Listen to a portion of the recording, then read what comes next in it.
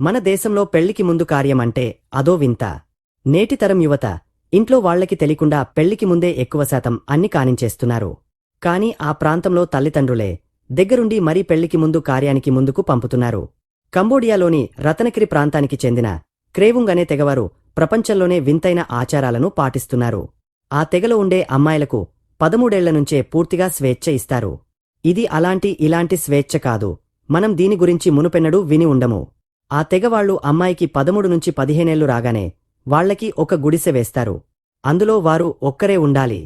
ఆ అమ్మాయికి నచ్చిన వాడితో కార్యం చేయొచ్చు. ఎంతమందితో అయినా చేయొచ్చు. ఆ అమ్మాయికి నచ్చితేనే అతన్ని పెళ్లి చేసుకోవచ్చు. ఆ అమ్మాయికి నచ్చినవాడు దొరికే వరకు ఎంతమందితో అయినా కార్యం చేయొచ్చు. అక్కడ అమ్మాయిలకి తల్లి తండ్రులు అంత స్వేచ్ఛ ఇస్తారు. మరి ఇంత స్వేచ్ఛ ఉంటే అబ్బాయిలు కేవలం కార్యం కోసమే అమ్మాయిలని వాడుకుంటారు కదా అని మీరు అనుకోవచ్చు. అమ్మాయికి ఇష్టముంటేనే వారితో కార్యంలో పాల్గొనాలి. వారిని బలవంతం చెయ్యరు అక్కడి అబ్బాయిలు. వారిని అలా పెంచారు అక్కడ. బలవంతం చేస్తే ఇంటికి చెడ్డ పేరు వస్తుందని అక్కడి అబ్బాయిలు అమ్మాయిలని ఒప్పించే కార్యంలో పాల్గొంటారు. పెళ్లికి ముందు అమ్మాయిలు ఎంతమందితో అయినా కార్యంలో పాల్గొనచ్చు. కాని పెళ్లి అయ్యాక ఆమె అలా చెయ్యలేదు. కనీసం పెళ్లి అయ్యాక మనస్పర్ధలు కూడా రావు ఆ తెగలో. నచ్చిన వాడిని ఏరుకొని మరి పెళ్లి చేసుకుంటారు కనుక విడాకులు విడిపోడాలు లాంటివి అక్కడ ఉండవు.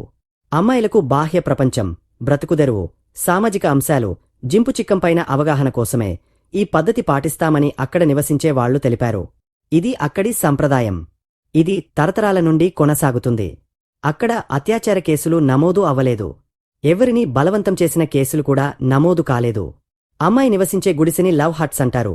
ఎంతమంది అబ్బాయిలు అయినా ఆ లవ్ హట్స్కి రావొచ్చు, మాట్లాడొచ్చు, అమ్మాయికి ఇష్టమైతే కార్యం కూడా చేయొచ్చు.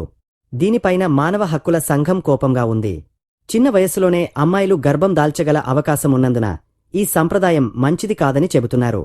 కాని క్రేవుంగ్ తెగవాళ్లు మాత్రం వాళ్ల సంప్రదాయాన్ని మానుకునే ప్రసక్తే లేదని చెబుతున్నారు.